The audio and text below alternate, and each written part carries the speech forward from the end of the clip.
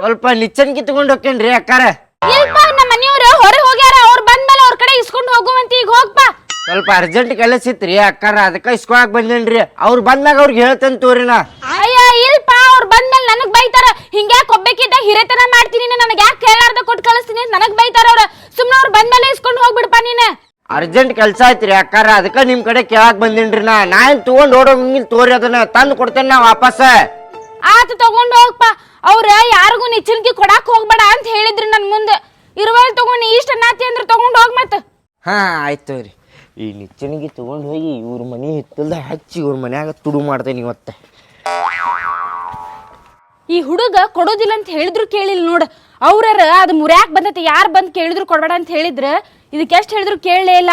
ತಗೊಂಡ್ ಹೋತ್. ಹೋಗ್ಲಿ ಬಿಡು, ಬಿದ್ರ ಬೀಳ್ವಾಲ್ದಕ್.